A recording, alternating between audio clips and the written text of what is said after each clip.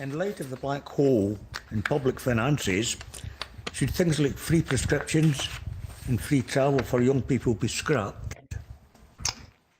I've spoken to young people who have been able to take a college course, which they would simply not have been able to afford to do because they've got access to that free bus pass. I've spoken to young people who've been able to take a job in somewhere that's a little bit further away from home, a job that they wouldn't have been able to take if it hadn't been for that ability to travel. And it's also about setting the expectation that public transport is a norm, is a default expectation for a whole new cohort of people. And we need to change the way we travel if we're going to have a hope of addressing the climate emergency.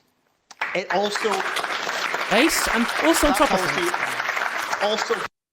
The thing is, as well, is he points out all these people are going to be getting jobs and be more mobile in the way that they can engage in the economy. I think it's a really fundamental point that Aaron Bastani makes in his case for universal public services, universal basic services, is that actually it's good for your economy to do these things, right? You may be spending money up front to engage in the subsidy, to engage in the decommodification, but the freedom that it gives people to be economically mobile would lead to more growth in response to that. So the actual cost is very negligible. Helps to make bus routes viable. In many parts of the country, bus routes have been under immense pressure, and this is a policy which helps make those viable. Look, universal services are an important part of how we invest collectively in the well-being of our population. If you take the opposite view and you think everything should be means tested, you would end up without an NHS. You would end up without schools that are free for people to use, and they'd be charged for based on the income of their parents. The way to pay for collective provision of public services that make us all better off collectively is through progressive taxation. And by having more progressive taxation in Scotland, there's an extra £1.5 billion in the Scottish budget every year to invest in public services. It's not enough because we need the financial levers that independence would give us in order to make the big macroeconomic choices that would allow us to invest on the scale that the UK has been consistently failing to do. But what we've managed to do in Scotland with the powers of devolution is some greater redistribution, closing the gap between the richest and the rest, invest in public services, things like the Scottish Child Payment, which viewers down south may not be aware of. We're investing in young people, lifting many, many thousands of young people out of poverty. While the UK government is trying to cut taxes for the richest, we are trying to cut poverty in Scotland. And that's the direction of travel that's been successful in Scotland. We should recommit to it rather than rolling back on it. True. Base. 100%. Yeah. Pause 1 sec, Kev. It's interesting that he goes down the road of talking about the UK government's failure on things like child poverty. I'm just like, well, I'm super glad that our alternative over here in England, our alternative here at Westminster, are also pro-child poverty. There's a reason why we call him Sir Kid Starver, because that two-child benefit cap, that's causing 51% increase in poverty in large families between now and 2028. Brilliant. Yeah. But they also won't reinstitute a cap on bankers' bonuses or actually increase corporations tax. So you know, tax on the rich, or any tax at all. Actually, there is 0 tax increases. Yeah, brilliant. Thanks, Keith. Anyway, now we're going to hear Fraser Nelson talk shit. I think the premise of the question was, given the perilous state of the public finances, can we really afford all this? Scotland is now the most heavily taxed part of the United Kingdom. For high earners. Well, it is, and there's so much money being spent basically subsidising the middle class and the rich. And this is what I can't work out. Why should it be that somebody who can afford private school fees then pays no tuition at all in Scotland? Why subsidise the rich in that way? Some people can afford to pay, why shouldn't they? When you look at the public opinion, Scots think, quite right too, that they don't see why, if a family can afford the university tuition fees, why shouldn't they pay that fee? Why shouldn't they pay 9,000, perhaps even more, if they can? Well, okay. I mean, there's a certain point that, there are some very rich families, but everyone benefits. We've already talked on stream very recently about all of the negative externalities of the marketization of something that should be in the common good. It's not just about can people afford it or can people not afford it. It's about how does this change the dynamic of the service if it's running for profit rather than social utility. And with something like education, it creates this vicious cycle where standards drop, the necessity for education is undermined by the necessity for profit, and you end up with a system that doesn't serve the function of society. It only serves the function of the people who are stands to gain financially from it.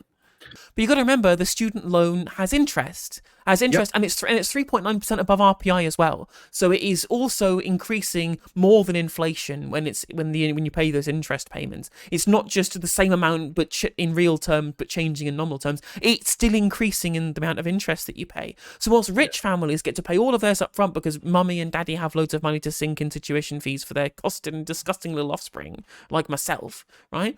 But poor families have to put it all on the credit card, and then if they earn over the threshold, they just keep paying it for 30 or 40 years now. It's gone up to 40 years for the cut-off for repayments. And they will pay more over that period, both in real and in nominal terms, because of the interest payments on the loan. They have to do it through credit, and that costs them more the poorer background they're from. And that is fundamentally unfair. Whereas if you scrapped it for everybody, sure, some rich people might get it for free who could theoretically pay, but you remove the negative externalities and you remove the unfairness by making poor people pay more for the same thing. Can afford it if they paid 15, 20 grand for private schools. It doesn't make sense to go on subsidising the rich, which will not only increase the tax burden, it squeezes the provision for... Oh, yeah, you like all those rich people who take buses. And even then, like if you talk about tuition fees, well, you pay some of the tax revenue is being paid from tuition fees, and rich people might get that as a response. Well, the rich people are the ones who've paid the more tax. Is if they increase tax on the rich to make tuition free, and then some rich people get a return from that by getting university payment they otherwise would have paid for. Well, they've paid through the more tax that they're paying anyway. So who cares? Yeah, exactly. That's fine. Yeah, make them pay through taxation. Yeah. Okay. Fine. Yeah, that's cool. Whatever. They've already paid for their kid then. Yeah, that's fine. Sorry, further back. Yes, no. At the back, the microphone nearer the back. Yes, that's you. Yeah, exactly. Obviously, I'm a wee bit biased because I'm under 22, but I think stuff like free bus travel is the sort of thing I think is a step in the right direction. It affects... It allows me...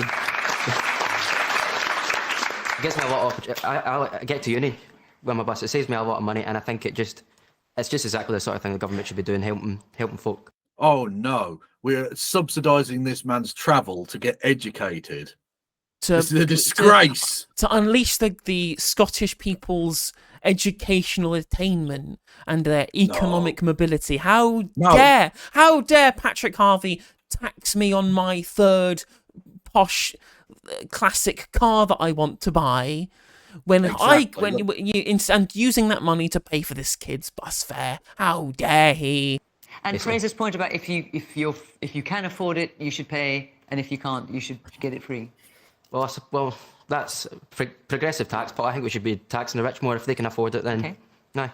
Okay. And exactly. They've already paid for it. Well, I don't think the youngsters should be having free travel. When I was young, we never got it, and it was my parents that. And things should never get better. Things should never get better. Never try and improve anything. I didn't get it, so you don't get it, you little. The Virgin, I want everyone to suffer like I did, versus the Chad, I want to build a better future for everybody. Yeah. Also, those shoulder pads, just stop.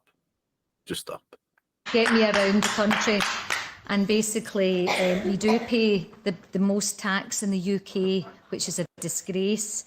There's 3 levels of... The fact that her line for taxation is actually, instead of funding the wars overseas or whatever it is, it's the young people getting on buses that she thinks is over the line. Yeah, we need to keep nuclear weaponry, but young people have to walk everywhere. I hate people like this. I really hate people like this. Tax in Scotland, 20,000. Is she reading from a prompt? They pay 21% tax. 43. If you earn 43,662, you have. She's to been pay planted 42%. clearly. Did they just provide the BBC just provided her with the anti-progressivism talking points and planted her in the audience, reading it from a prompt card? Unbelievable. tax, and 75 and above pay 45% tax, which I think is ridiculous. We have several levels of tax, and I also agree that we shouldn't be having free prescriptions. We should contribute to our prescriptions. England, for people on life-saving drugs, they get all their drugs, but they pay £90 a year, which is nothing to have life-saving drugs. Well, then it's nothing to make it free. Then. Yeah. And it's very little to get rid of that payment altogether and get rid of all of the administration of that payment system. You're making things less efficient for a minimal saving for the state. Like, if your own argument that it's nothing undermines your argument. Yeah, because it would cost us nothing to just give it to them for free then. Yeah. Our NHS is on its knees. Our public services are all on their knees. We've got a Police Scotland now. All our police offices are getting closed. Where are people go for to a safe place these days? Well, not the police station. What the fuck? Yeah, That's the the worst opposite place of you a go safe is remain place. safe. Yeah, exactly. Yeah, Your I local go to a- anarchist squat, maybe. You can't even call the police now. Nobody turns up. Our service. Yeah, because they're shit. Why do you want to fund them? They're rubbish. Also, are you just a cavalcade of all of the worst arguments? Are you just like this is just like the aggregate boomer. Well, would you change any of this? Would, for example, the 48% tax, which has just come in, would you change that? I'm quite astonished that as See, the 48, but hang a minute. The top rate of tax is 48%, and these people are having a meltdown over it. That's not even as high as Gordon Brown took taxes. Yeah, he was 50p in the pound. Yeah, ridiculous. Fuck these children, these absolute babies. We used to have a 90% tax rate in this country. We used to have a 60% corporation tax rate in this country. And you're getting mad at 48%? Get some real fucking problems. Yep.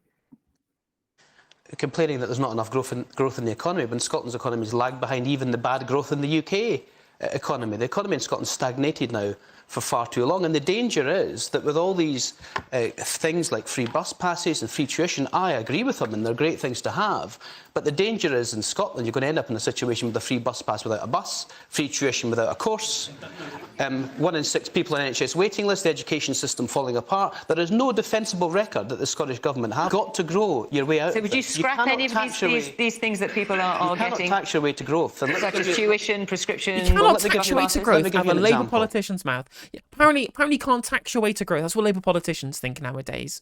Like, you're just twinned with Nigel Lawson, are we? Yeah. Yeah, no, it's just George Osborne or George Osborne at the next election. Yep. Awesome. The UK is currently in the highest tax burden on working people in 70 years. And the tax burden has gone up 25 times. It is now the highest taxing UK Parliament in the history of Parliaments, in the history of UK Parliaments. You can't just keep taking more and more money out of people's pockets and expect the economy to grow. Well, let's answer You've got to Duncan's concentrate question on very growth. specifically. They give you the money to invest in public Duncan's service. question is, should things like free prescriptions and free travel for young people be scrapped? Should they? I don't think it should be scrapped, but you have to grow your economy to enable you to be able to pay for them, and you can't have a free bus without a bus, a free bus pass without a bus. Malcolm, should they be? Okay, so nationalise them. So nationalise the buses and ensure that there are buses. Really simple. I'll tell you a bit more. If you look at the numbers now, 12% of the population, the working population in the UK is paying 65% of the tax. 2/3 of the tax from 12%. Okay, Good. but like there's like 12 people who own all of the money. And it's like that probably They should be pay the higher tax than that, to be then. honest. Yeah, they should pay the tax because they've got all of the money. Yes. Yeah. That is not sustainable. Just on Okay, and can you- that is not sustainable. Hang on. It's not a sustainable economic model. So therefore, by putting tax... Yeah, but what is a sustainable economic model is the one that's destroying us right now that we need to continue forever because that can happen, obviously. It's up to such a high level, you're disincentivizing your highest earners to contribute to the coffers. You need to bring in a growth economy into Scotland, the welfare economy run at Scotland, as Ian has said. But what about answering Duncan's question? I'm going to be old-fashioned about this, but let's try and get an answer to that, because that was very specific. Should things like free prescriptions and free travel for young people be scrapped? Yes or no? And the answer to that is It's up to the Scottish Government to make that decision from their record budget. What's your whether they view? make it free I or appreciate not. devolution. To make it Do free you or have a not. view? Or do you just not have a view? It's not free in England, as the lady in On a the very pink, brief jacket point, said. when we shifted from the UK's 3-band income tax system to a 5-band, in my view, more progressive system with high income earners paying more, the tipping point was the average full-time salary. If you were earning an average full-time salary, you paid not a penny more. If you were earning less than that, you paid a bit less. If you were earning more, you paid a little bit more. It's only those earning very high Well, why don't we pay significantly more. Let's hear And what the UK government audience was think about cutting it. income tax for the highest earners. Well, They let's just ask the recently people who are scrapped the paying cap these on taxes bankers' bonuses, and whether they think now they want to scrap the Okay, public services. Ian, I'm so sorry, but let's hear a little bit from the audience, because after all, these are the people who are getting. Please ask some When I young say free people. services, obviously you're paying for it through taxation. So strictly speaking, of course, it's not free. But in the south of the border, you pay additionally. So the man there in the check shirt with the glasses. Yeah. Right. I've moved up a band, so I'm paying a lot more tax, but I'm quite happy to do that to help children come out of poverty. Well, there you go. A normal Brett human being in the crowd. Exactly. What happened there? Somebody who just comes here and says, you know what, I like contributing to society where nice people get good things. And then all of the people in the opposite room going, how dare you want good, nice things for good people? Why are you not selfish like me? Because that's it, right? That's the clincher. They don't hate this guy because they think he believes in bad things. They hate him because he shows them up for being a man with a conscience, for being a person who believes in good things, rather than showing up for being the selfish twats that they are, for wanting to be the person who gets the third classic car, rather than all the kids having the free bus travel. Yep.